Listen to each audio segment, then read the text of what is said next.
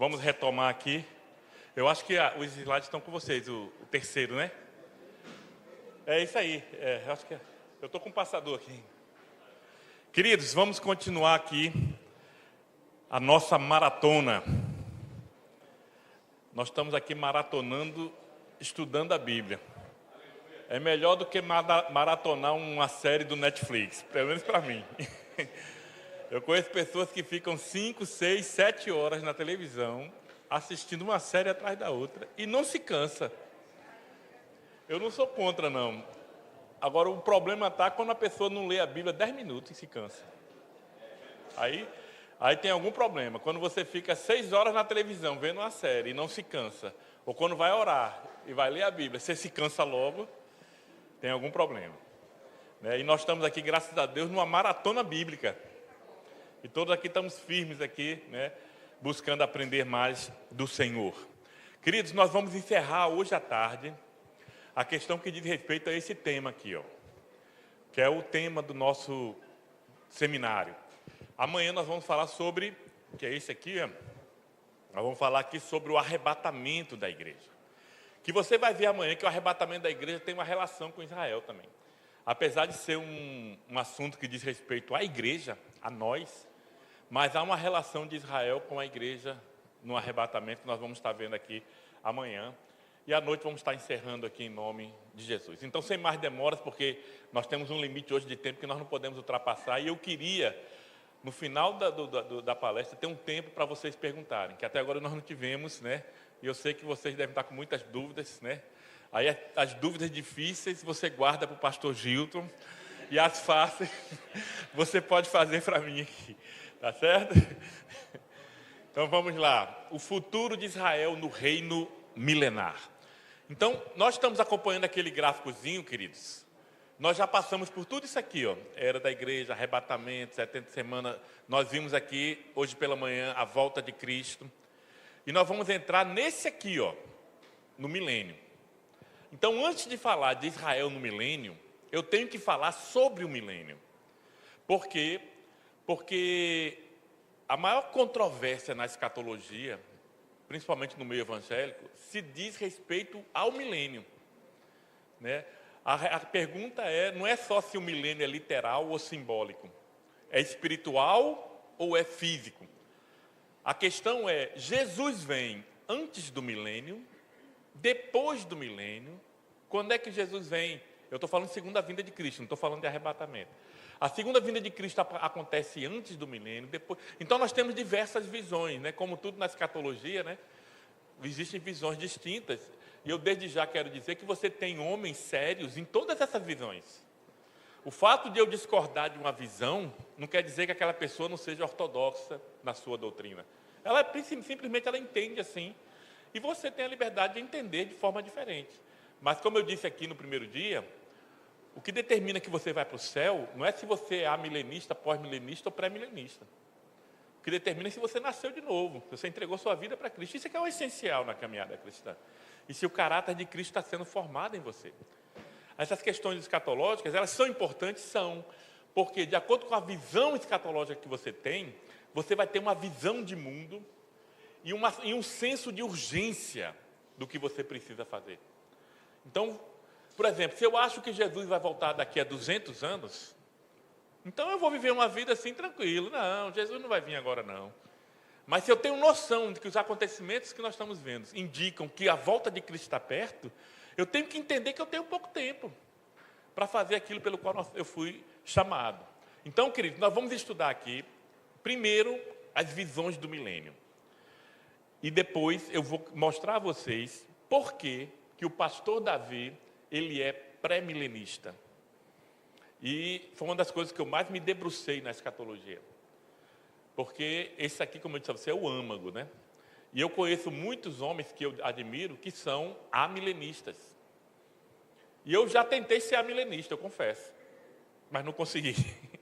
Porque você tem que fazer um malabarismo bíblico tão grande, que você olha assim e diz, isso não tem base. Então você tem pastores, e eu cito eles com o maior respeito, Eu gosto muito, amo o pastor Hernandes Dias Lopes. É um homem usado por Deus tremendamente. mas a visão escatológica dele é totalmente diferente da minha. Se você pegar um curso de Hernandes Dias Lopes sobre Apocalipse, você vai ver uma coisa que é chamada de paralelismo progressivo. Porque o amilenismo ensina que o Apocalipse, ele conta a mesma história 7 vezes. Então você conta primeiro Apocalipse 1, 2, 3, aí o 4 volta. 5, 6, 7, até chegar no 19. Querido, depois do 19 vem o quê? O 20. Cronologicamente, o 20 vem depois do 19. E o que é que acontece no 20? É o que nós vamos ver agora. No 20 acontece o milênio. Primeira coisa, Satanás é preso. Satanás tem que ser preso no milênio. Porque se Satanás não for preso no milênio, ele vai fazer o que ele fez com Eva e Adão lá no jardim. O que foi que Satanás fez? Enganou. Então, o que é que vai acontecer? Por que no milênio ninguém vai ser enganado? Porque Satanás vai estar preso. Só que, devido a essa interpretação de paralelismo progressivo, então alguns irmãos interpretam que o capítulo 20 vem antes do 19. Quando é que acontece o capítulo 20, queridos? Na visão de, como eu disse a você, respeito, mas discorda. Na visão de muitos amilenistas.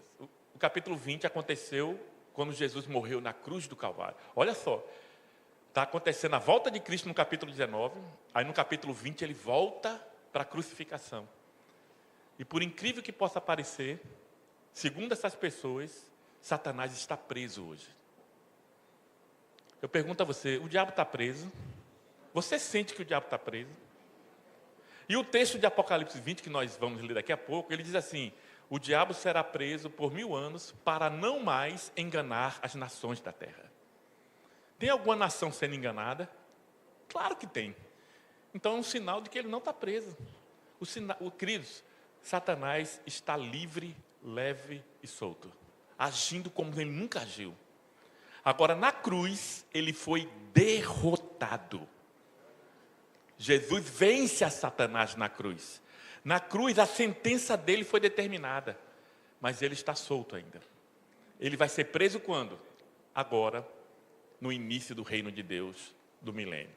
Então, como é que começa o capítulo 20? Começa exatamente com a prisão do diabo. E vi descer do céu um anjo que tinha a chave do abismo e uma grande cadeia na sua mão. Aí vamos continuar. E ele prendeu o dragão, a antiga serpente que é o diabo e Satanás, e amarrou por 1000 anos. Queridos, no capítulo 20, essa expressão 1000 anos aparece 6 vezes. Às vezes você vai debater com alguns amilenistas, e ele diz assim: esse negócio do milênio só existe no capítulo 20 de Apocalipse. Não, queridos. O milênio está presente em todo o Antigo Testamento. O milênio nada mais é do que o reino de Deus. Agora, o capítulo 20 é o único lugar da Bíblia que diz que o reino de Deus vai durar 1000 anos. Então, Isaías fala do milênio, quando ele fala de o leão pastando com o cordeiro. Zacarias fala do milênio, só que ele não usa esse termo milênio. Ele fala do reino de Deus, do reino do Messias. Apocalipse, ele vai retratar que o reino de Deus vai durar 1000 anos. Por isso que nós temos esse termo milênio. Então, daí você vem as divisões em relação ao milênio. Pré-milenista, Jesus volta à Terra antes do milênio. Por isso que esse termo pré. Pós-milenista, Jesus volta à Terra depois do milênio. Então, para um pós-milenista, nós já estamos no milênio. Satanás está preso e a igreja está aqui pregando o Evangelho. É a mais otimista de todas as visões. Porque eles acham que quem vai trazer o reino de Deus é a igreja através da pregação do Evangelho. E a Bíblia nunca disse isso. A Bíblia diz que a igreja tem que pregar o Evangelho, mas o reino de Deus não vai vir com a igreja. O reino de Deus vai vir com Cristo. É Ele que traz o reino de Deus. E nós temos os amilenistas, que são, esse prefixo a é uma negativa. Ou seja, não milênio. Mas eles estão falando de um não milênio literal, físico. Eles acreditam em um milênio espiritual. E um amilenista, então, diz que o crente entra no milênio quando ele aceita Jesus. Quando ele aceita Jesus, ele entrou no milênio. O reino de Deus está dentro dele. Então, eles interpretam tudo de forma espiritual, nada físico. Por isso que essa expressão amilenista. E como eu disse aqui, repito, todos têm pontos de vista ortodoxos, creem naquilo. Agora eu, que já, como seus irmãos, eu estudo aqui há 40 anos, Eu não consigo conceber essas visões. Para mim, a visão pré-milenista é a que se encaixa com o plano de Deus, com o que Deus tem aqui para este mundo. Então vamos continuar. Ó. E amarrou por 1000 anos. Pastor Davi, o senhor crê que é 1000 anos literal? Eu creio que são 1000 anos literais. O diabo vai ficar preso por 1000 anos. Aí você me pergunta, por que que Deus não manda o diabo logo para o lago de fogo, como ele mandou o anticristo e o falso profeta? Quando Jesus volta, a primeira coisa que ele faz é mandar o anticristo e o falso profeta para o lago de fogo. Mas o diabo não vai. O diabo fica preso. Porque Deus tem um plano para ele ainda. Eu não disse a você que o diabo é o diabo de Deus? Porque o diabo vai ser solto no final. E por que Deus vai soltar o diabo? Porque, queridos, o milênio é um período único na história humana. Eu e você, todo dia, quando acordamos de manhã, nós lutamos contra três inimigos. Tem crente que diz assim, eu quero viver em paz com todo mundo. É impossível. Porque você tem 3 inimigos que lhe atacam. Primeiro inimigo, você mesmo, a carne. Nós lutamos contra essa carne, que quer levar eu e você ao pecado. Eu tenho um colega meu, pastor lá em Natal, pastor Júnior Firmino, que ele diz assim, quando eu acordo de manhã, eu vou para o espelho e falo comigo mesmo. E ele diz assim, carne sem vergonha, tu não vai me fazer pecar hoje não, viu? Eu vou vencer você. É isso mesmo, queridos. Você tem um inimigo que está dentro de você. E você tem que lutar contra ele todos os dias. E quem vai determinar quem vence essa batalha é as escolhas que você faz na vida. Se você se alimentar só das coisas do mundo, a sua carne vai vencer você fácil. Mas se você alimentar o seu espírito, como nós estamos fazendo aqui hoje, nos dedicando ao estudo, à oração, quando a carne vier, você vai para lá, rapaz, você não tem vez comigo aqui não. Então você tem um inimigo que é a sua carne. Aí a Bíblia diz que nós temos um outro inimigo, que é o mundo. Quando a Bíblia fala o mundo, não são as pessoas. Você não é inimigo das pessoas do mundo. Você deve amar eles. É esse sistema maligno que governa o mundo. Que faz com que aquilo que é pecado seja certo. E aquilo que é certo seja errado. Esse sistema maligno, eu entendo que ele é governado pelo espírito do anticristo, preparando esse mundo também para a chegada do anticristo. Então você já tem 2 inimigos. E Paulo vai dizer o quê? Não vos conformeis com este mundo. E você faz como? Você renova a sua mente. Para não se conformar com este mundo. Né? Então tudo que está ligado à concupiscência da carne, concupiscência dos olhos e a soberba da vida, vem do mundo. Você não pode alimentar essas coisas. E o último inimigo é ele. Satanás não é inimigo de Deus, queridos. Satanás é seu inimigo. Ele quer destruir a sua vida. Aí, olha só, no milênio, o bichinho vai estar preso. Aí, queridos, no milênio, nós não temos tempo aqui, vão continuar nascendo pessoas. Você vai ver daqui a pouco como vai funcionar isso. No milênio, a igreja vai estar aqui com o corpo glorificado, incorruptível, que nós vamos ver isso bem detalhadamente amanhã no arrebatamento. Mas as pessoas que vieram da grande tribulação, que não morreram, que escaparam, vão ser iguais a você e eu aqui. Vão ter filhos, vão procriar. Mas a diferença é que elas são justas. Porque no milênio não entra ímpio. Todos os ímpios, você não viu quando Jesus volta, ele volta com a espada. E ele vai matar todos os ímpios. Só vai entrar no milênio os justos. Esses justos, queridos, vão ter filhos. São 1000 anos. E vão povoar a terra. Nós vamos ver isso daqui a pouco. A terra vai se encher durante esse período. Como Deus quis lá no Gênesis, no Jardim do Éden. Agora, olha só. Eu e você lutamos com o diabo todos os dias. Essas pessoas que vão nascer, estão tranquilas. O diabo não vai enganar elas. Elas vão continuar com a natureza pecaminosa, porque o pecado está na carne delas. Mas elas não têm a tentação do diabo como nós temos. Aí o que é que Deus faz? Solta o diabo e ele vai dar a sua última volta na terra e, por incrível que pareça, ele vai arregimentar milhões de pessoas que vão mais uma vez tentar uma rebelião contra Deus. São aqueles que nasceram no milênio, mas que não nasceram de novo. Porque em qualquer época da geração humana você só pode ser salvo em Cristo, pela sua fé em Cristo Jesus. Qualquer época. Não existe outro meio de homem ser salvo que não seja através de Cristo. E essas pessoas que nasceram do milênio também têm que se converter a Cristo. E elas vão ser provadas no final do milênio, né? E muitas delas vão fraquejar. Então a grande questão da escatologia é essa. Haverá um milênio literal? E eu vou mostrar a vocês por que eu creio no milênio literal. Né? E eu entendo que se você for honesto com você mesmo, e se você crer na Bíblia, você vai chegar à conclusão que o milênio literal é o único que responde a todos os questionamentos. Se não houver um milênio literal, Deus não é imutável. Você vai ter que dizer, você obrigatoriamente vai ter que dizer, Deus mudou os seus planos. Como eu creio que Deus nunca muda os seus planos, então tem que haver um milênio literal aqui na Terra. Então, queridos, eu vou dar aqui, olha aqui, essa aqui é a grande questão da escatologia. Né? Então, nós temos aqui o pós-milenismo.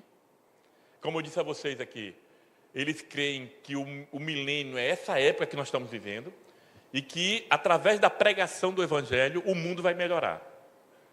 Certo? Essa visão, queridos, ela já foi muito forte no passado. Na época dos grandes avivamentos, quem estuda aqui os avivamentos da igreja, avivamento com George Winterfield, John Wesley, né? Era um período em que milhares de pessoas se convertiam, e se convertiam genuinamente. Queridos, então as pessoas viam isso acontecendo, e elas entendiam o seguinte, o reino de Deus está perto, porque o mundo está se convertendo. Só que veio as 2 guerras mundiais.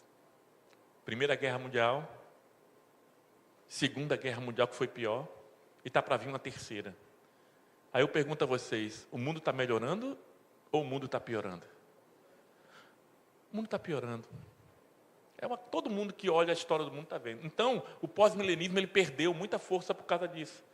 Porque a própria história mostra que o pós-milenismo não está correto na sua método. Então, nós temos então o pós-milenismo, o amilenismo, que hoje ainda é muito forte no meio evangélico, aliás, no meio católico também, né? Porque é uma herança de Agostinho, essa visão. Então, o amilenismo, como diz aqui, não existe nada de milênio literal. Esse negócio de Deus, Jesus reinando em Jerusalém fisicamente. Jesus reina no meu coração. Reina na minha vida espiritual e não no mundo. Jesus reinando em Israel. Não, isso aí não existe. Essa é a visão amilenista. Né? Eles creem em um reino espiritual. O crente ele reina quando ele passa a entrar no milênio quando ele aceita Cristo e quando ele morre. Todo crente que morre vai para o céu. Aí ele está lá no reino de Deus, que é meramente espiritual. E nós temos aqui o pré-milenismo histórico e o pré-milenismo dispensacionalismo. Tem 2 correntes pré-milenistas aqui. Né? O pré-milenismo histórico, como o nome diz, é um dos mais antigos, que crê no milênio literal. A diferença mais significativa, tem algumas diferenças entre o pré-milenismo, os 2 creem no milênio literal, por isso que os 2 são chamados de pré-milenismo, mas o pré-milenismo histórico, ele crê que a igreja vai passar pela grande tribulação. E ele não faz uma distinção muito forte assim entre Israel e a igreja. Ele entende que Deus tem um plano para Israel, mas não é uma segregação tão forte como o dispensacionalismo crê. Né? O dispensacionalismo é o único dos 4 aqui que crê que a igreja não passará pela grande tribulação. Eu não vou entrar nesse mérito aqui de histórico, né? Esses 2 aqui, que está marcado aí, esses 2 creem que Jesus vai voltar a este mundo antes do milênio e vai estabelecer o milênio, o reino de Deus aqui na Terra. E eu vou dizer a você, eu podia dar para você aqui 20 razões porque eu sou pré-milenista, mas eu vou dar só 2, que para mim são as mais convincentes, para que qualquer pessoa no seu senso normal chegue à condição de dizer assim, não, realmente o único que tem uma lógica bíblica é o pré-milenismo. Amém? Daqui a pouco nós vamos falar de Israel no milênio, né? Então vamos lá. Então nós temos aqui essas 2 razões. Por que o pastor Davi é pré-milenista? Primeiro, por causa do plano eterno de Deus. Segundo, para que Deus cumpra todas as suas promessas, principalmente as promessas que dizem respeito a Israel. Tem muita coisa que Deus prometeu a Israel que não aconteceu até hoje. Então eu entendo que um milênio é necessário por essas 2 coisas. Eu vou começar com essa aqui e depois vamos para essa aqui. Então, primeira razão, o plano eterno de Deus. Sim, com relação a esse material aqui, eu já passei para o meu irmão Levi os 3 estudos em PDF. Aí Levi vai passar aqui para o pessoal da mídia. E vocês depois vão brigar com ele aí para pegar uma cópia aí, tá certo? Então não se preocupe que tudo isso aqui você vai ter em PDF, você vai rever e você vai lembrar, né? Porque eu estou falando muita coisa e eu sei que muita coisa que eu estou falando você vai esquecer. Não se preocupe que é normal, você não tem um computador aqui não, você tem uma mente que às vezes falha. Por isso que é bom você voltar de novo e fazer o que o boi faz, né? Ruminar. Ruminar é você botar a comida de volta para fora e mastigar de novo. Né? Então, que você vai ter muito tempo aí, até com os vídeos aí que você vai ter, de estar revendo tudo e tendo um olhar crítico, que é aquilo que eu falo, né? Olhe e tudo que o pastor Davi está falando, compare com a Bíblia. E você tem todo o direito de rejeitar se eu falar algo que está de encontro à palavra de Deus. Então, queridos, eu vou falar aqui sobre o plano eterno de Deus. Nós já estamos falando sobre esse plano eterno desde o primeiro dia.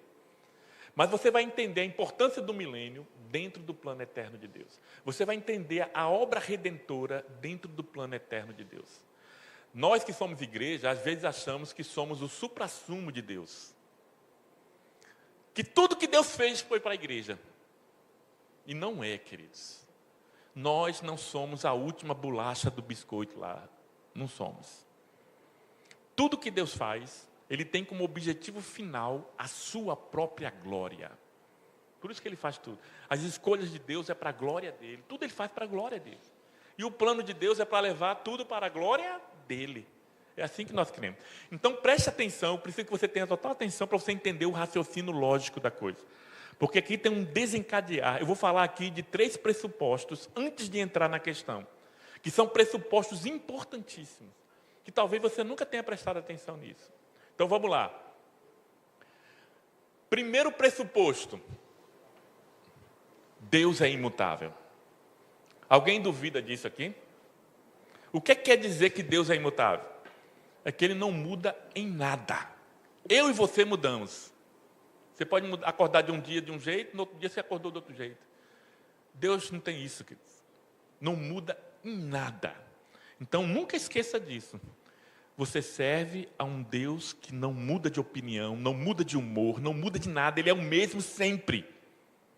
Então, baseado nisso, vamos ver alguns versículos que confirmam isso. Porque eu, o Senhor, não mudo. Por isso vós, ó filhos de Jacó, não sois consumidos. O que é que Deus está dizendo? Que se eu mudasse, eu já tinha matado vocês aqui. Mas é porque eu sou misericordioso e não mudo. Eu sou longânime e não mudo. Então Deus não muda nos seus atributos. Ele é imutável. Olha só outro versículo. Desde a antiguidade fundaste a terra, e os céus são obra das tuas mãos. Eles perecerão, mas tu permanecerás. Todos eles se envelhecerão como um vestido, como roupa os mudarás e ficarão mudados. Porém tu és o mesmo, e os teus anos nunca terão fim. Esse é o nosso Deus. Outro versículo. Toda boa dádiva e todo dom perfeito vem do alto, descendo do Pai das luzes, em quem não há mudança nem sombra de variação. Glória a Deus, porque Ele é imutável. Já pensou se Deus fosse imutável? Ele olhou assim e disse, não, eu queria salvar vocês, mas não estou gostando não, vou mais salvar vocês não. Eu fiz uma aliança com Abraão ali, mas mudei de ideia. Ele podia fazer isso, mas Ele não faz nunca. Porque Ele é imutável no seu ser, na sua essência. Isso nos garante, queridos, a fidelidade de Deus. Eu posso crer nas promessas dEle porque Ele não vai mudar. Você pode mudar, tudo pode mudar, mas Deus não muda.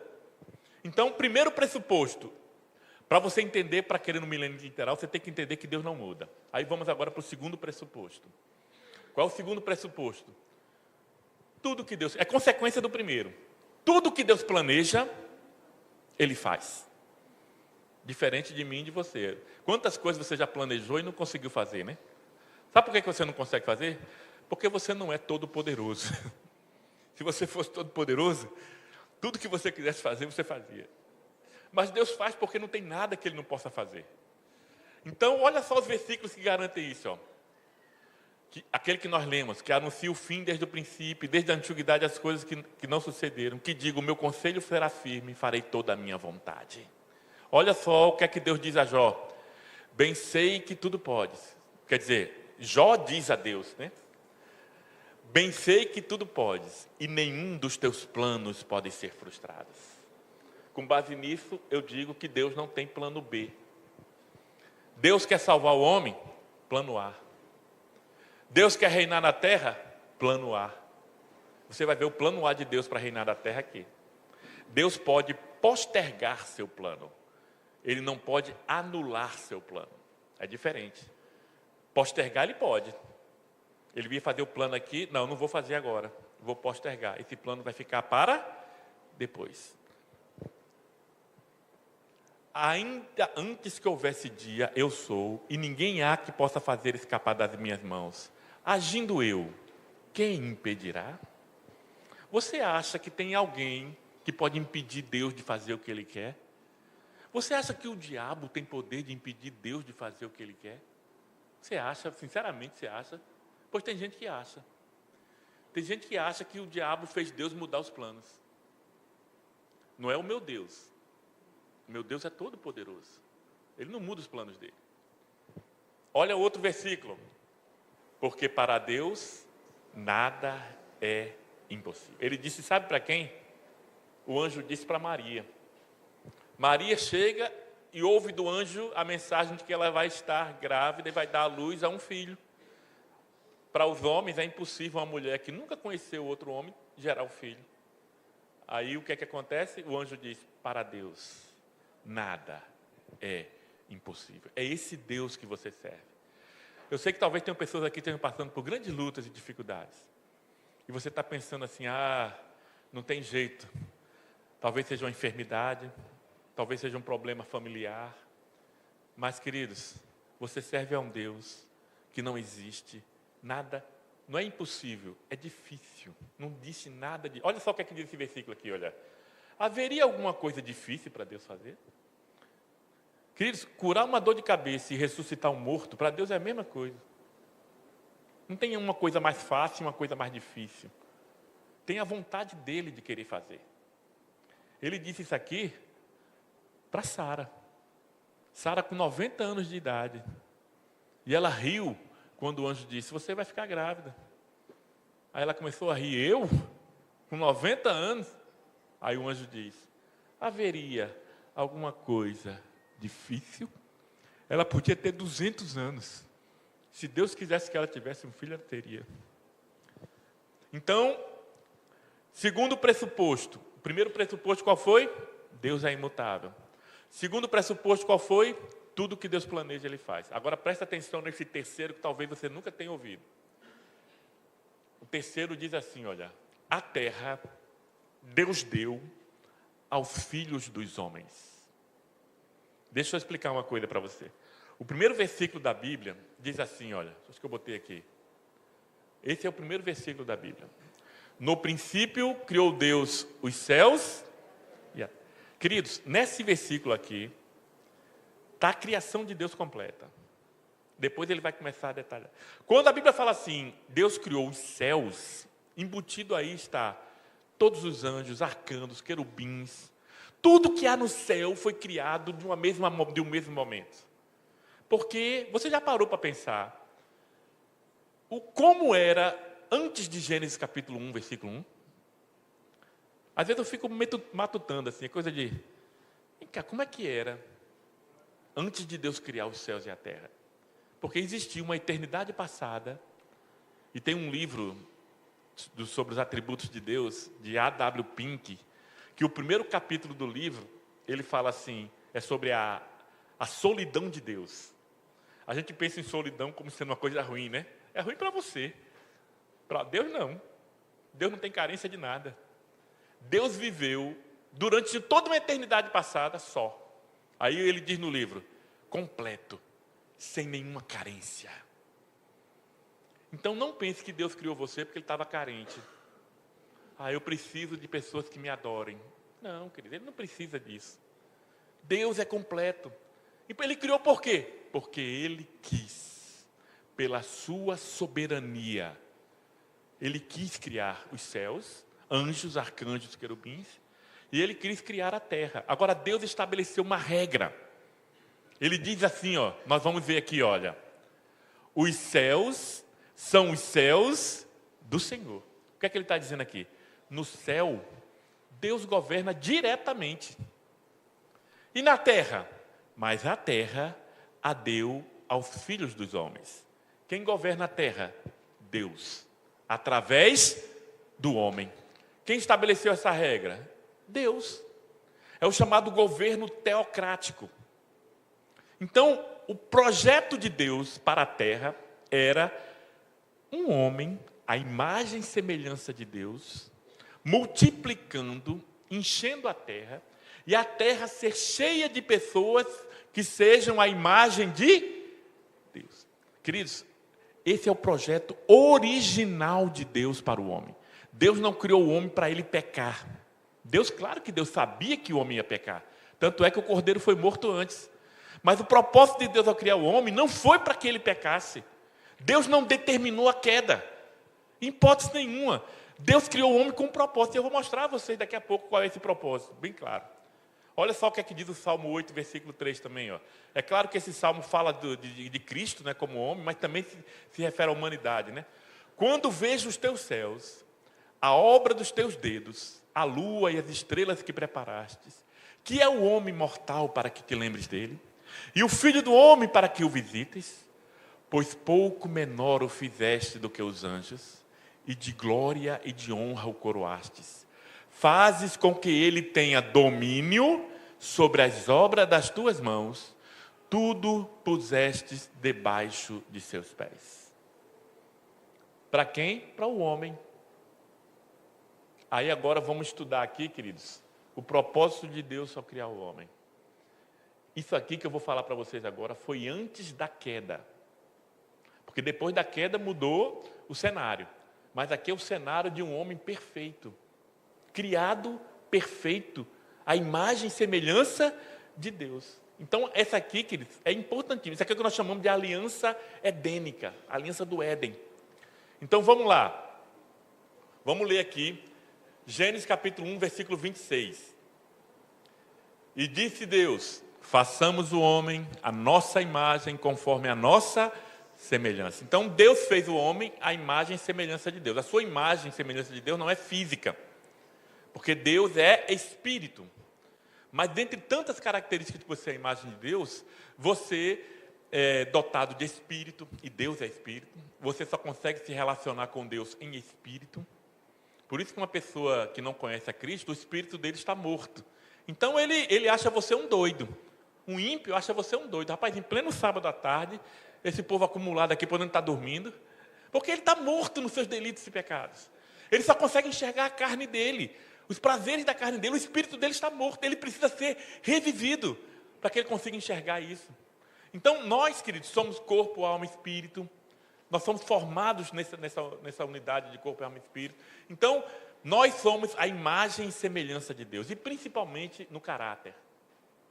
Você tem que ser semelhante a Deus no agir, no pensar, no falar. Esse é o homem original. Aí vamos continuar o versículo, para entender o projeto de Deus para o homem. Olha o que é que Deus diz. E domine, eu destaquei essas palavras aqui, para você ver que essas palavras dão uma ênfase muito grande. E domine sobre os peixes do mar, e sobre as aves do céu, e sobre o gado, e sobre toda a terra, e sobre todo réptil que se move sobre a terra. E criou Deus o homem, a sua imagem, a imagem de Deus o criou, homem e mulher os criou. E Deus os abençoou e lhes disse: frutificai, multiplicai-vos e enchei a terra, e sujeitai-a e dominai. Queridos, por que Deus está mandando sujeitar a terra? Porque ela não está sujeita ainda. Tem gente que lê a Bíblia e acha que o Éden era toda a terra. Não é, queridos. O Éden tem limites. Você vai ver lá o rio Pison, o rio Eufrates. O Éden é cercado por rios. Então, o jardim do Éden é aquela área. Mas tem toda a terra a ser conquistada, que não é o jardim do Éden. Então, Deus está dizendo aqui: Adão, eu quero agora que você domine sobre, não é sobre o jardim do Éden. Eu quero que você domine sobre toda a terra. Para isso, você vai multiplicar, você vai gerar filhos, e todo filho que você gerar será a minha imagem. Por quê? Pecador gera pecador, né? Agora, quem não é pecador, santo, já gera santo. Então, Adão e Eva não tinham pecado ainda. Aliás, nesse momento aqui, nem Eva existia ainda. Quando Deus fala com Adão, Eva vai ser criada posteriormente, porque Deus deu a ordem a Adão. O governo da terra, a teocracia, se dá com Adão. Então, queridos, o que é que você está vendo aqui? Isso aqui é o reino de Deus na terra. O projeto de Deus para o homem era ter um reino sobre toda a terra de pessoas que fossem a imagem e semelhança de Deus. Aí eu pergunto a você, isso aconteceu? Esse projeto de Deus aqui, de que o homem dominasse sobre toda a terra, que ele enchesse toda a terra, que ele sujeitasse a terra, que ele dominasse a terra, aconteceu? Não aconteceu. Aí vamos para os pressupostos. Não aconteceu, mas Deus é imutável e Deus não muda seus planos. Se não aconteceu com o primeiro Adão, é necessário que no futuro Deus levante um segundo Adão. Você está entendendo o que eu estou falando? Tem que ser homem. Não pode ser um ser espiritual, angelical. Por quê? Porque a terra Deus deu aos filhos dos homens. Queridos, todo ser espiritual que quiser agir aqui na terra, ele só pode agir através do homem. Sabia disso? O diabo, para agir, ele tem que usar pessoas. E Deus, quando quer agir, ele usa pessoas também. Quem está disponível para ser usado por ele? Você não vai ver, queridos, um anjo andando por aí, fazendo as coisas assim da forma material. Você não vai ver. Por quê? Porque a terra Deus deu aos filhos dos homens. Quando uma pessoa começa a pecar, ela começa a dar autoridade para o diabo agir em nome dela, agir sobre ela. Então o pecado é uma coisa muito perigosa na vida de um crente. Não brinque com o pecado. O pecado é uma coisa que faz você se aproximar cada vez mais de Satanás. E uma vida santa faz cada vez mais você se aproximar de Deus, né? Então, queridos, está claro aqui qual é o objetivo de Deus ao criar o homem. O objetivo de Deus é que o homem reinasse na terra. Aí vamos lá. Olha só. Está vendo aqui? Qual é o objetivo de Deus aqui? Ó? Deus está aqui, está só Adão e Eva aqui. Deus está vendo no futuro milhares e milhões de pessoas igual a Adão e Eva. A imagem e semelhança de Deus. Esse é o projeto de Deus. Isso aconteceu? Não aconteceu. Aí vamos continuar.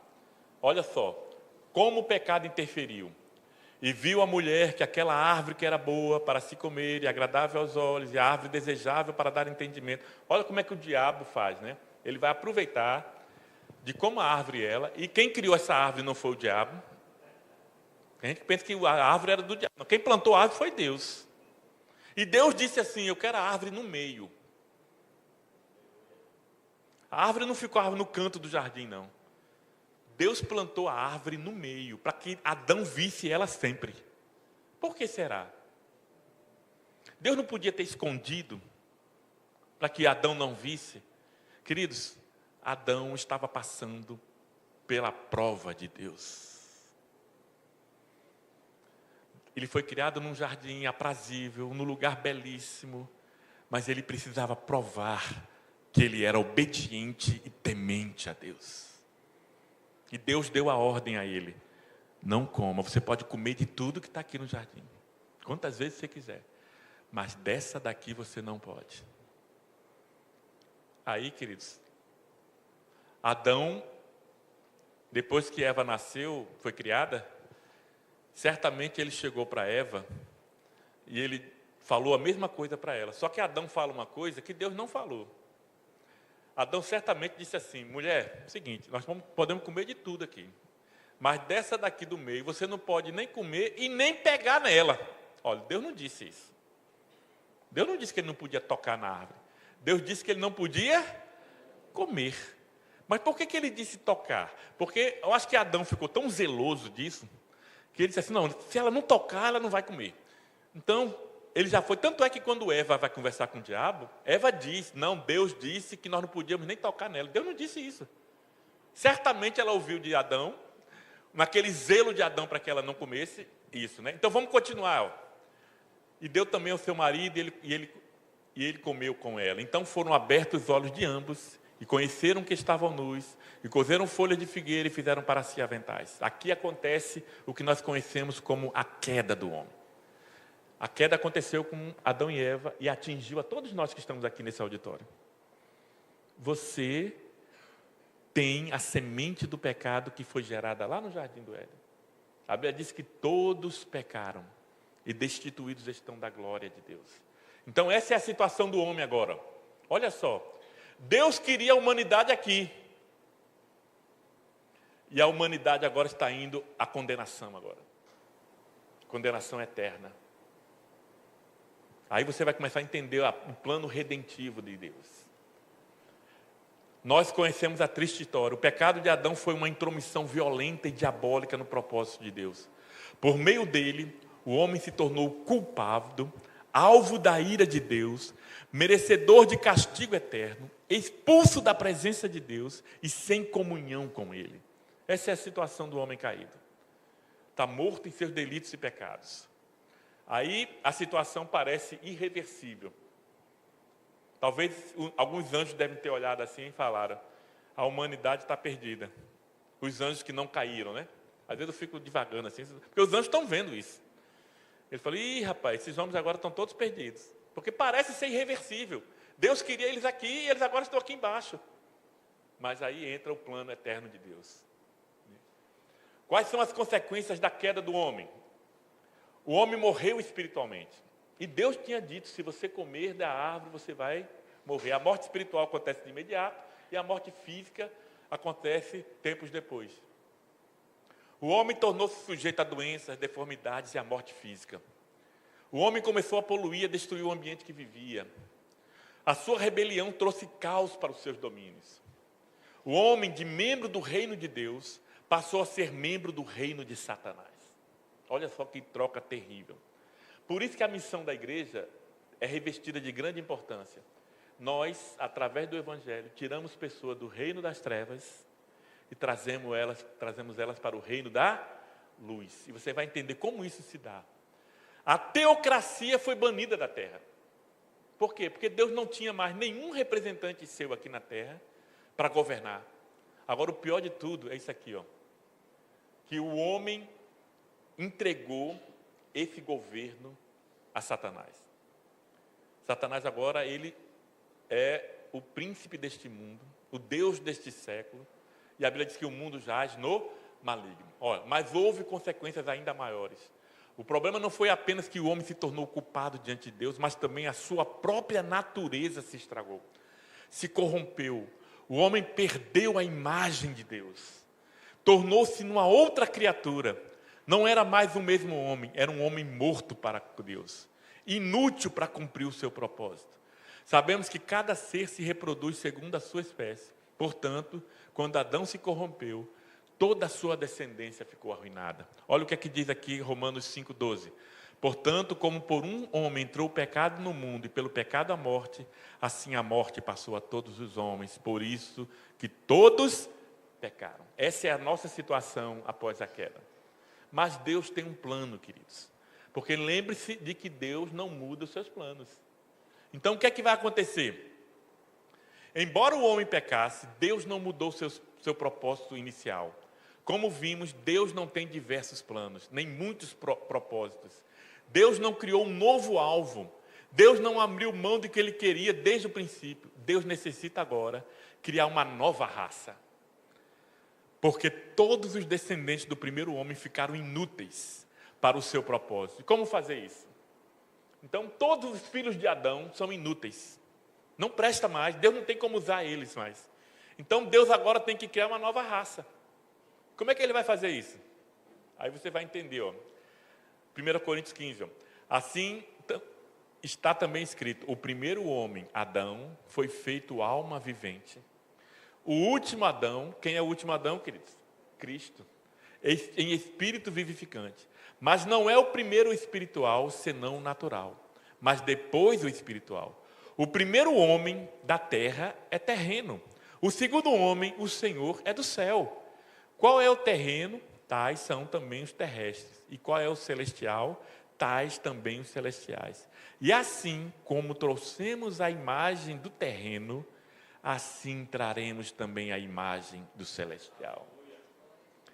Para Deus criar uma nova raça, precisam nascer agora novos filhos.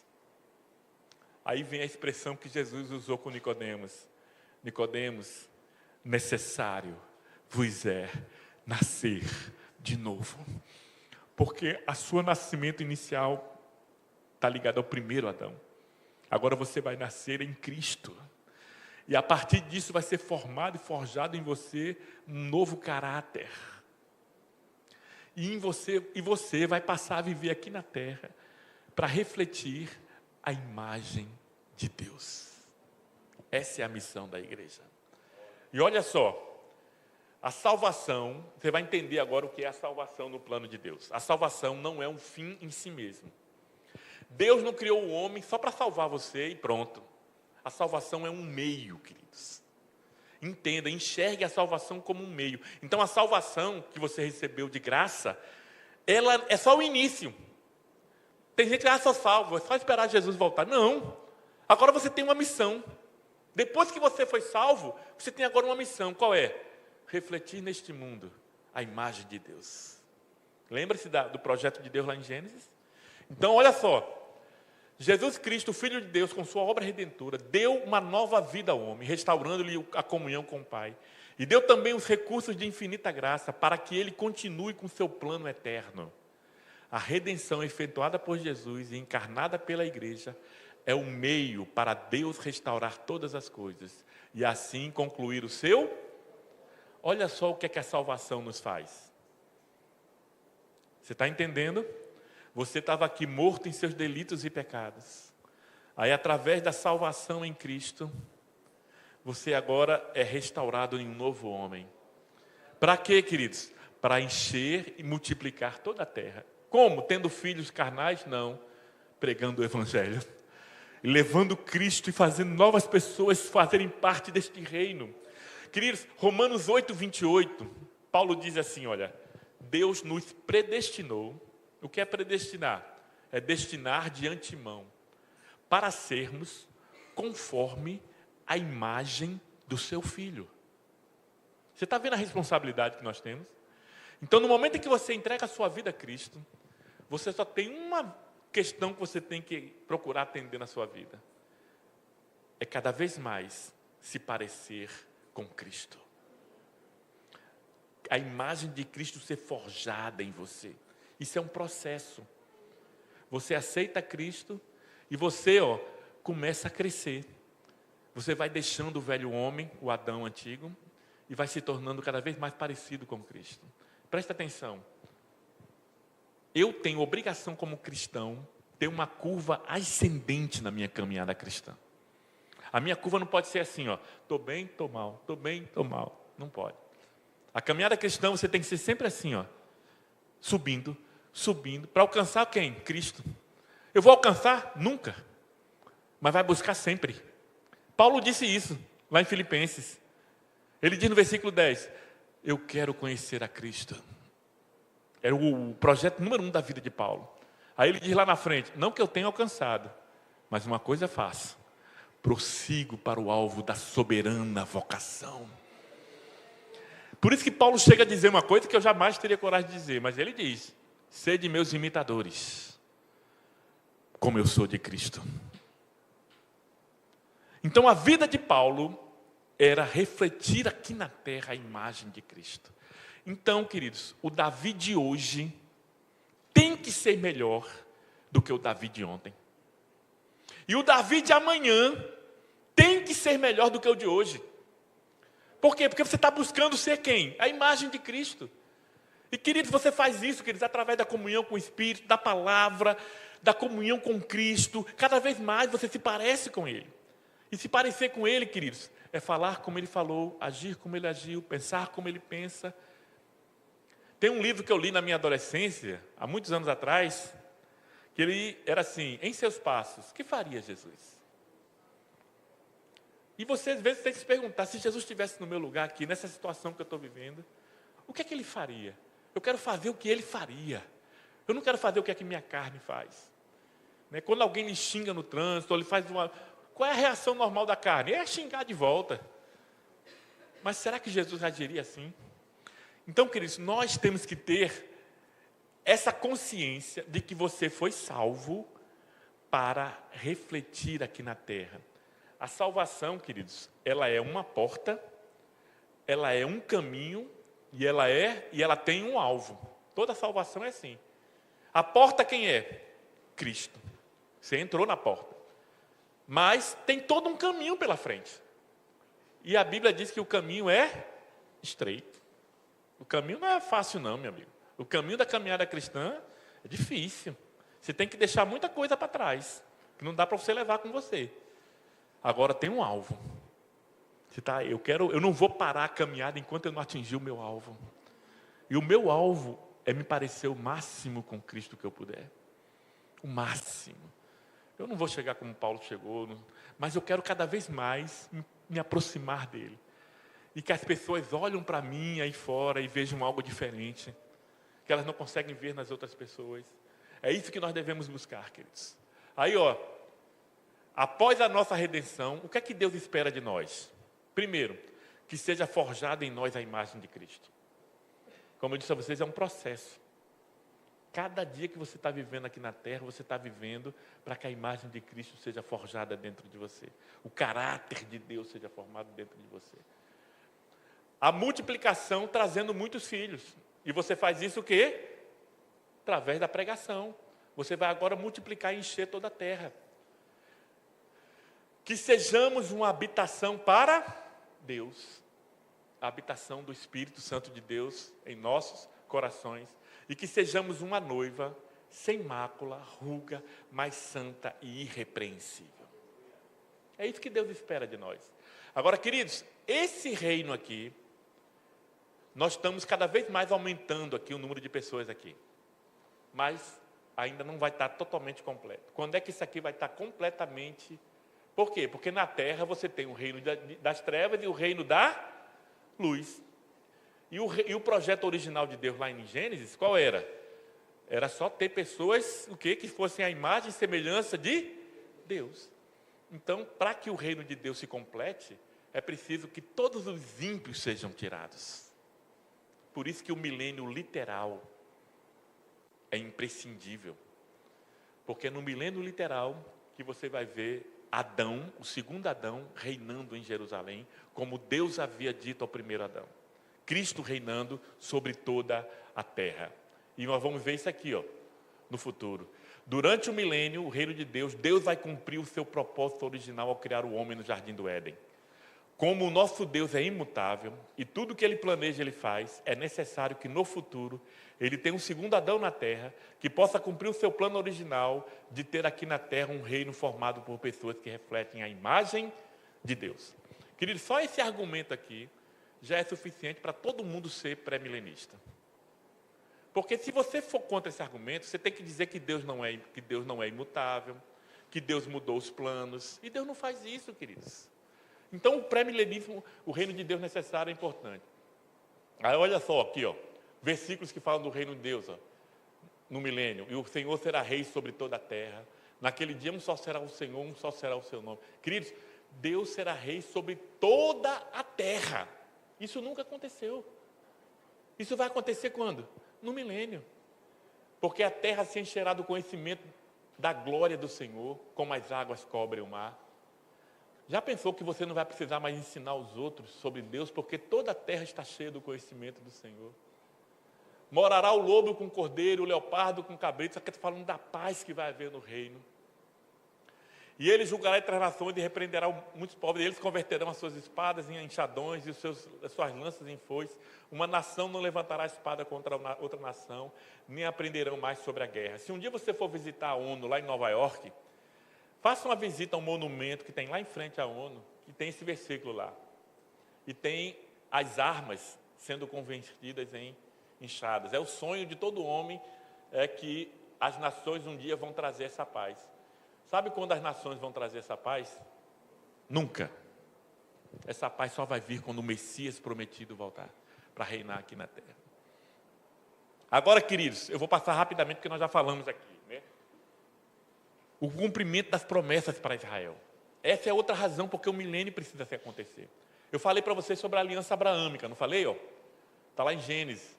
Far-te-ei uma grande nação, serás uma bênção, em ti serão benditas todas as famílias da terra. Então, a aliança abraâmica e todos os seus desdobramentos ainda não se cumpriram. Vão se cumprir quando? No milênio. Olha só, nós já falamos sobre isso aqui, né? Deus deu uma terra. Olha só o que é que Deus, os limites da terra que Deus deu a Israel. Olha só. Para que fiques na terra que o Senhor jurou aos teus pais, a Abraão e a Isaque e a Jacó, que lhes havia de dar. Naquele mesmo dia fez o Senhor uma aliança com Abraão, dizendo, tua descendência tenho dado esta terra, desde o rio do Egito. Esse rio do Egito não é o Nilo, é um rio que fica lá no Sinai. Deus está dando os limites da terra que Deus está dando a Abraão. Esses são os limites. Aí ele bota assim, desde o rio do Egito até o grande rio Eufrates. O rio Eufrates é lá no Iraque. Então toda essa terra, que vai do mar Mediterrâneo, termina ali no rio do Egito e vai até o rio Eufrates, no Iraque, Deus deu a Abraão. Pergunta a você, quando é que Israel teve essa terra toda? Nunca. Mas se Deus disse que deu, no milênio eles terão. Vou dizer uma coisa aqui, a Jordânia, no milênio não vai existir, porque a Jordânia está dentro dessas terras que Deus deu a Israel. Foi tomada dos judeus e dada, os ingleses deram, né, ao rei Hussein. E fareis habitar neste lugar, na terra que te dei aos vossos pais, desde os tempos antigos para sempre. Quando diziam, convertei-vos agora cada um do seu mau caminho e da maldade das suas ações, e habitai na terra que o Senhor vos deu a vossos pais para sempre. Então, queridos, olha só a terra qual é aqui. Aqui estão as 12 tribos. Aqui está o rio do Egito, aqui embaixo. Na fronteira do Sinai aqui. Aqui está a faixa de Gaza. Faixa de Gaza toda dentro da terra. Aqui tudo é terra de Israel. Aqui está o rio Jordão. E olha onde é que ela vai. Biblicamente falando, ela vai até aqui. E eu creio que Deus vai dar isso a Israel no milênio até aqui. Então, se os árabes estão achando ruim que Israel tem uma terra hoje, imagina quando chegar isso aqui. Né? Que a terra vai ser muito maior do que o que é hoje. Né? Está lá em Gênesis capítulo 15. Aí a aliança davídica, né? Essas promessas não aconteceram ainda. E vão ter que acontecer.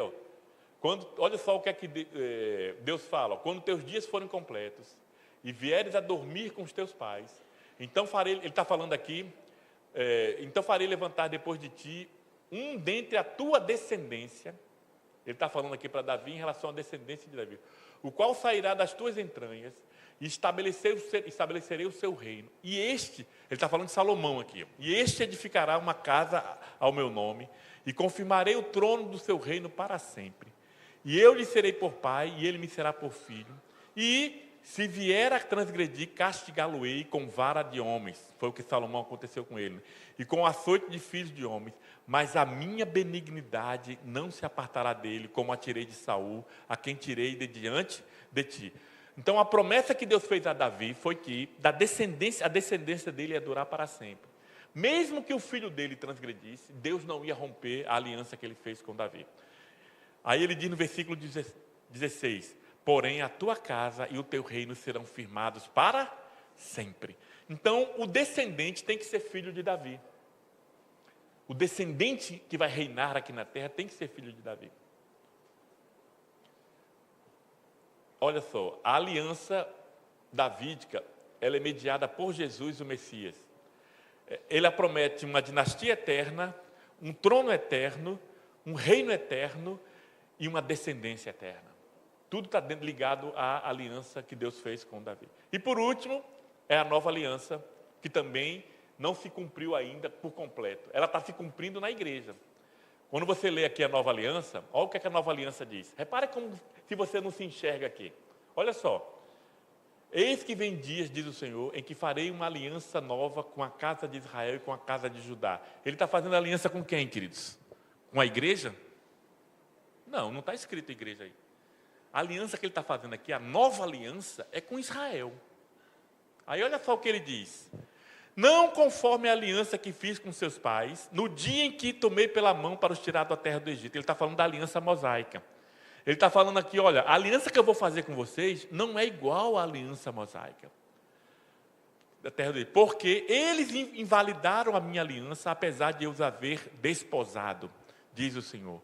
Mas esta é a aliança que eu farei com a casa de Israel depois daqueles dias, diz o Senhor. Porei a minha lei no seu interior e a escreverei no seu coração. A aliança mosaica não estava escrita no coração de Israel, estava escrita em pedras. Isso tem uma importância muito grande. Ela vinha de fora para dentro. Por que era um fardo a lei? Porque a pessoa às vezes nem tinha um coração transformado, mas ela dizia, eu tenho que cumprir a lei, porque é uma obrigação que eu tenho. Aqui não é mais obrigação. Por que você não peca? Não precisa ter uma lei para você não pecar. É porque a lei de Cristo está escrita no teu coração. Você quando peca, você se sente mal. Por quê? Porque ela está aqui dentro. Não é uma coisa que vem de fora para dentro. É uma coisa que já está dentro de você. E ele está dizendo que vai fazer isso com Israel. Ó. Farei com que Israel, depois daquele dia, diz o Senhor, porei a minha lei no seu interior, escreverei no seu coração, e eu serei o seu Deus, e eles serão o meu povo. E não mais ensinará cada um seu próximo, nem cada um seu irmão, dizendo, conheça o Senhor, porque todos me conhecerão, desde o menor até o maior deles. Diz o Senhor, porque eles perdoarei da maldade, e nunca mais me lembrarei dos seus pecados. Isso já aconteceu com a gente. Olha o privilégio que nós temos, queridos. Nós chegamos depois. Mas estamos usufruindo dessa bênção antes de Israel. Queridos, tem uma área da teologia chamada tipologia.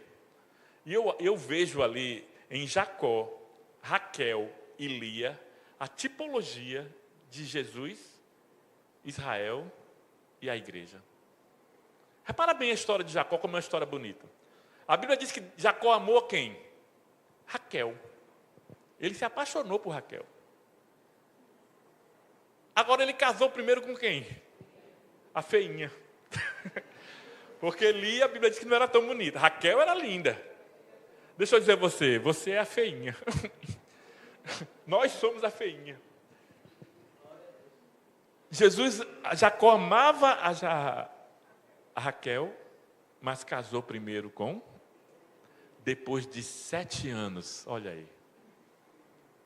Ele vai e se junta com Raquel. Olha Israel aí. E o interessante é que a esposa de Jacó não é Raquel. Se você um dia for visitar Hebrom, na Cisjordânia, vá lá na gruta de Macpela, aonde estão os túmulos dos patriarcas. Você vai ver lá Abraão e Sara, Isaac e Rebeca, Jacó e Lia. Raquel foi sepultada em Belém. Está vendo aqui? Olha o privilégio da noiva. Então não queira ser Israel, queridos. Eu vejo tanto crente querendo ser Israel. Eu vejo crente querendo ser judeu. Para mim está regredindo, no sentido de que deixa de ser a noiva. Porque Israel não é a noiva. Eu quero ser a noiva do Cordeiro. Por quê? Porque é a noiva que vai estar com o Cordeiro para sempre. Aonde ele for, que eu acho lindo em João 14, é que ele diz assim, aonde eu estiver, estarão vós também. Então, onde é que você vai estar depois que Jesus voltar? Com Jesus. Ele está no céu? Eu estou no céu com ele. Ele veio para a terra? Eu venho com ele. Que eu não vou desgrudar dele um minuto. Porque nós somos a noiva do Cordeiro. Então, queridos, qual o relacionamento? Olha só, então, entenda só a nova aliança. Ela foi feita com quem? Ela foi feita para Israel. Vocês viram aqui. Ela foi dada para ser cumprida mas, porque Israel não cumpriu os mandamentos, ela vai ser cumprida primeiro por nós. Os aspectos espirituais da nova aliança já estão em vigor hoje. Você usufrui disso hoje. Essa nova criatura, os dons, tudo isso aí que você vivencia hoje, são aspectos que Israel ainda não vive. Porque Israel ainda continua cego.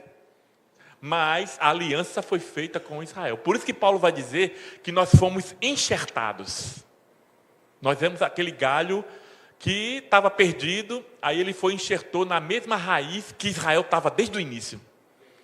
Aí Deus foi lá e arrancou Israel. E enxertou a gente.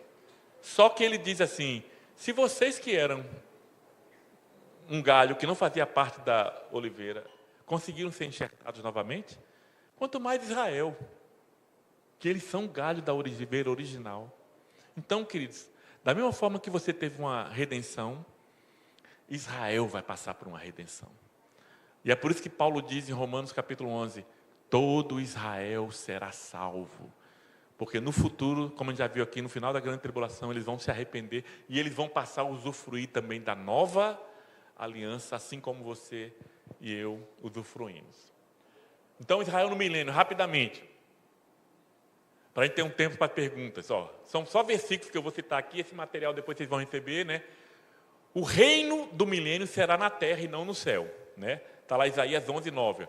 Não se fará mal nem dano algum em todo o meu santo nome, porque a terra se encherá do conhecimento do Senhor, como as águas cobrem o mar. Israel deve ser restabelecido em sua própria terra. Então, no milênio, Israel vai estar governando, vai estar reinando com Cristo em Israel, nos limites que Deus estabeleceu, né, na sua aliança. Amós 9,15. E plantá-lo-eis na sua terra, e não serão mais arrancados da terra que lhes dei, diz o Senhor seu Deus. O reino se estenderá por toda a terra e inclui também os gentios. Olha só, disse mais, pouco é que sejais o meu servo, para restaurares as tribos de Jacó e tornares a trazer os preservados de Israel. Também te dei por luz dos gentios, para seres a minha salvação até a extremidade da terra. Isso aqui acontece no milênio. Então, no milênio, você vai ter a igreja reinando com Cristo, aqui na terra. Você vai ter Israel aqui na terra, e você vai ter também todos os que não são nem judeus e nem de Israel, não são nem da igreja nem de Israel, que vão estar aqui reinando. São justos que foram salvos de todas as nações, que vão estar aqui ainda, que passaram pela tribulação, não foram mortos e vão estar reinando com Cristo aqui. Então, no milênio vai existir Brasil, Estados Unidos, vão existir esses países, queridos. Porque no milênio é Deus ensinando o homem a governar. Deus vai dizer assim, olha, eu vou ensinar a vocês como é que se governa a terra. E Cristo vai estar reinando, né? E deixa eu dizer uma coisa, amanhã nós vamos falar um pouquinho sobre os galardões, que são coroas. Nós vamos auxiliar a Cristo no seu reinado. Não que Cristo precise, mas é um privilégio que Ele nos dá. Então você sabia que pode ser que aqui tenha o futuro prefeito de Natal no milênio, de Recife no milênio? Pode ser que você seja o futuro prefeito no milênio. Porque Cristo vai estar reinando em Jerusalém sobre toda a terra. Mas vão ter governantes dele espalhados. E o que vai determinar isso é o galardão que ele te deu, que você fez por ele. Para você ter o privilégio de também participar do reino de Deus. Cristo reinará como rei sobre toda a terra. Jerusalém será a capital de um reino de paz. Olha o que é que diz Isaías 2. E acontecerá nos últimos dias que se firmará no monte da casa do Senhor, no cume dos montes, e se elevará por cima dos outeiros. E concorrerão a ele todas as nações, e irão muitos povos e dirão, vinde, subamos ao monte do Senhor, a casa do Deus de Jacó, para que nos ensine os seus caminhos e andemos nas suas veredas. Porque de Sião sairá a lei. Olha a capital do reino aqui, De Sião sairá a lei, e de Jerusalém a palavra do Senhor. E ele julgará entre as nações e repreenderá muitos povos, e estes converterão suas espadas em enxadões, como nós já falamos aqui. Cristo reinará no trono de Davi. Está lá em Lucas. Foi o que o anjo falou para Maria. E o Senhor Deus lhe dará o trono de Davi, seu pai. Isso foi dito antes de Jesus nascer. E vai acontecer, queridos. Ele está falando do trono físico de Davi, que era tão esperado pelos judeus. E nunca mais haverá antissemitismo. Nós começamos esse estudo falando sobre o antissemitismo, né? Eu acho que o judeu espera ansiosamente esse versículo aqui de Zacarias 8. Que o antissemitismo, queridos, é o ódio aos judeus. Aqui é o contrário. No milênio vai acontecer isso aqui. Olha só o que é que Zacarias diz. Assim virão muitos povos e poderosas nações a buscarem em Jerusalém ao Senhor dos Exércitos e a suplicar o favor do Senhor. Assim diz o Senhor dos Exércitos. Naquele dia sucederá que pegarão 10 homens 10 homens de todas as línguas das nações, pegarão sim na orla das vestes de um judeu, dizendo, iremos convosco, porque temos ouvido que Deus está convosco. Isso é o oposto do antissemitismo. As pessoas vão procurar os judeus não para matar, mas para segui-los, porque eles sabem que Deus está com eles. Amém, queridos? Então, eu vou terminar com esse versículo aqui. Versículo não, com essa frase de Billy Graham aqui. Né? Eu li a última página da Bíblia, tudo vai dar certo. Então, queridos, não se preocupe que Deus ele tem o controle de todas as coisas. Pode até parecer que Deus está perdendo o controle, mas Ele nunca perde. E eu também, assim como Billy Graham, li a última página da Bíblia e não tenho a menor dúvida que no final tudo vai dar certo. Amém, queridos? Que Deus nos abençoe. Eu acho que nós temos algum tempinho para pergunta, né? Eu não sei se tem alguma pergunta que você tenha a fazer aí, alguma dúvida, né? Que pelo menos não chegou a mim. Mas se você tiver, pode se levantar, né? E se eu souber aqui, eu tiro. E se eu não souber, eu passo para o pastor Gilton ali. Ele tira. Tem alguém que tem alguma dúvida?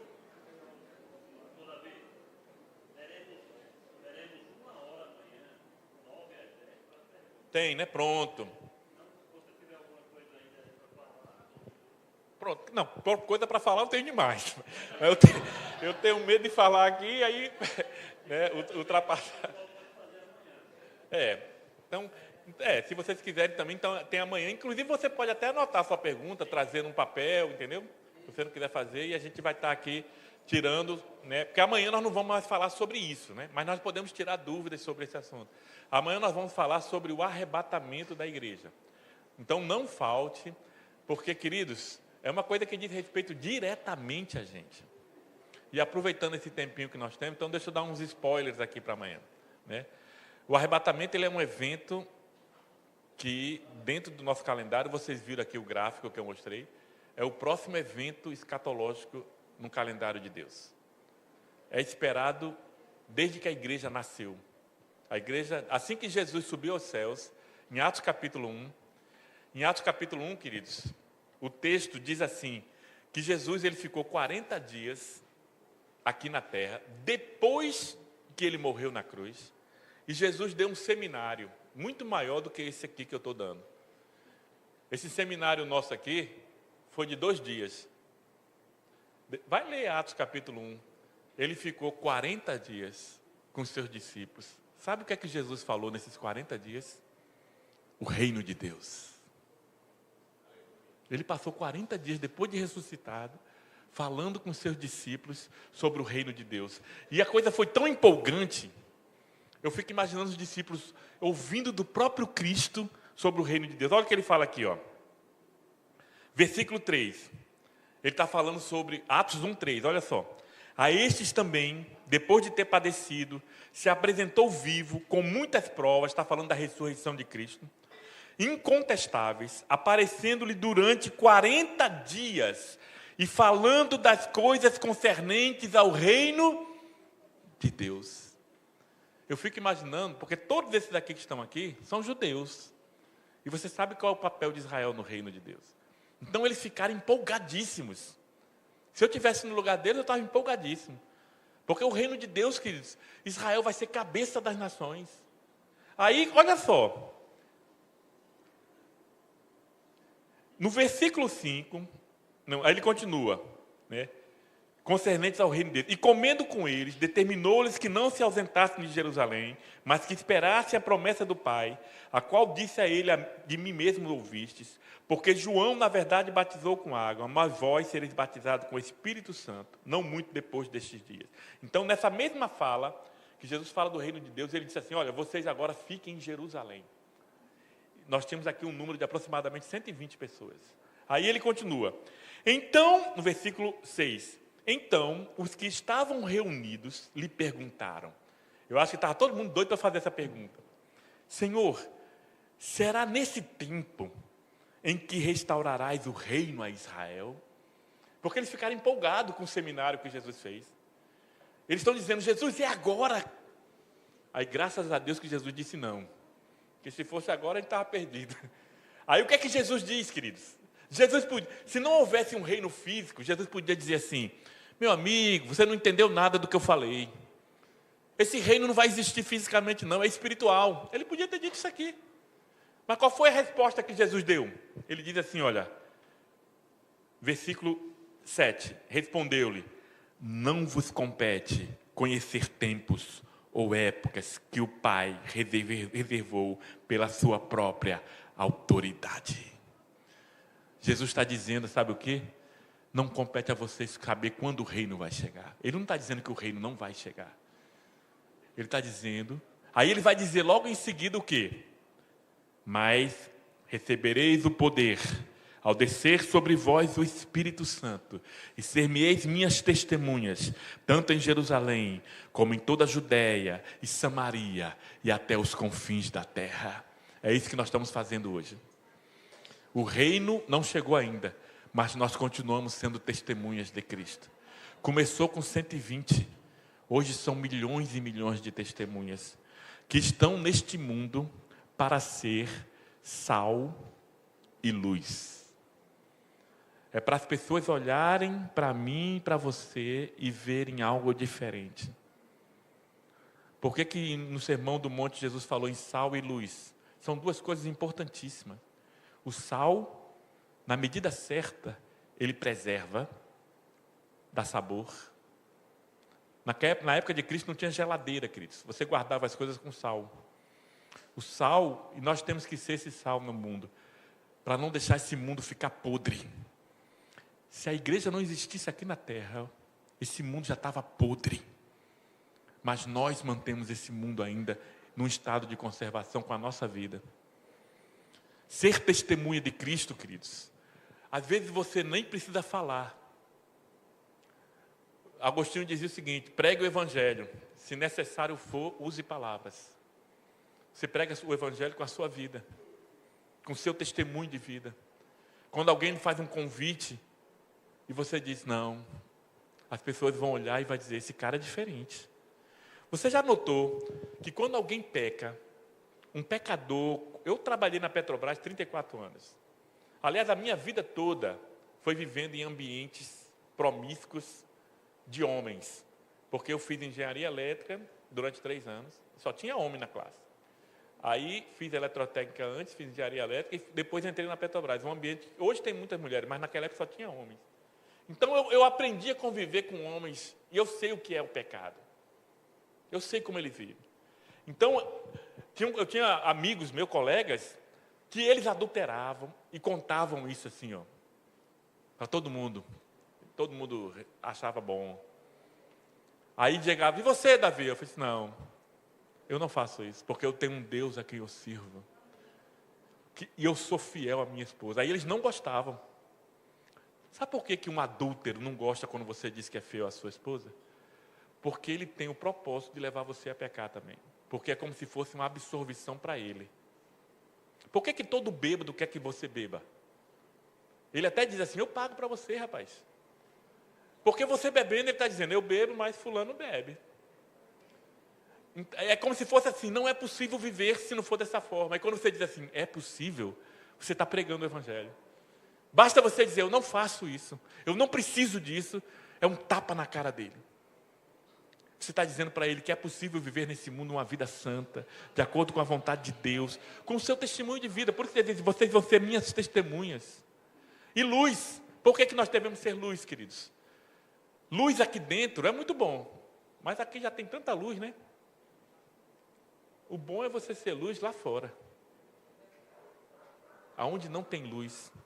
Você já reparou, uma vez eu já estive no interior, numa noite sem lua, aquelas lua nova, um breu que o cara está perdido assim: para onde eu vou? Eu não sei para onde eu vou. Aí o cara vê uma luzinha lá no final, ele é atraído para aquela luz. Ele tem uma referência e diz assim: rapaz, tem uma luz ali, eu quero ir para lá. Você é essa luz, queridos, que está num ambiente de trevas aí fora. As pessoas querem ver algo diferente de você e atraem as pessoas. Agora, se a sua luz não brilhar, o diabo tem uma luz falsa. Sabia? O diabo tem luzes falsas. E como as pessoas estão nas trevas, elas vão atrás de qualquer luz. E se a sua luz não brilhar, vai ter uma outra luz falsa que vai brilhar. Quer ver uma luz falsa que brilha no mundo das trevas e atrai muita gente? Espiritismo. Eu conheço pessoas, queridos, com coração sincero, que foram atrás da doutrina espírita, porque encontraram nela uma luz que ela não encontrou em canto nenhum. Mas, queridos, é uma luz falsa. E essa luz brilhou porque talvez a luz de alguém não tenha brilhado antes. Deixa eu dizer uma coisa, queridos. Eu tenho muitos amigos espíritas. E posso afirmar a você que a esmagadora maioria estão lá com o coração sincero. Eles não estão no espiritismo porque são ruins. Mas eles estão no espiritismo porque foram enganados. Olha o engano de Satanás. A astúcia dele. Não existe reencarnação. Não existe. Não existe purgatório. Tudo engano. A única vida que nós temos, eu e você, é essa que Deus nos deu. Depois que você morrer, queridos, após a morte, segue-se o juízo de Deus. Então não pense que depois de morrer você vai mudar alguma coisa na sua vida. Se tem como mudar alguma coisa na nossa vida, é hoje. Se eu tenho que mudar, é hoje. Eu não posso ter esperança. E quantas pessoas estão sendo enganadas nisso? O Brasil é um país que tem, queridos, um número de espiritismo grande aqui no nosso país. Porque nós gostamos muito dessa questão mística, né? O brasileiro gosta disso. Interessante que o espiritismo nasceu com um francês, mas na França quase não tem espírita. Agora no Brasil tem muito. Por causa dessa coisa mística, né, de ver espíritos e falar com espíritos, né, e o Satanás tem enganado muita gente com isso. Então, queridos, que Deus nos abençoe. Já chegou a hora aqui. E amanhã nós vamos estar, então, falando sobre o arrebatamento. Mas antes vai ter, né, o momento de perguntas, 1 hora. Né? Eu costumo dizer o seguinte, quando eu termino um seminário, e eu falo assim, tem alguma dúvida, só pode, e ninguém diz nada, só pode ser 2 coisas. Ou entenderam tudo, ou não entenderam nada. Porque quando a turma não entende nada, ninguém pergunta, né? Ninguém pergunta porque não entenderam nada. Eu espero que, se não tiver pergunta, seja por causa da primeira opção. E não por causa da segunda. Que Deus nos abençoe.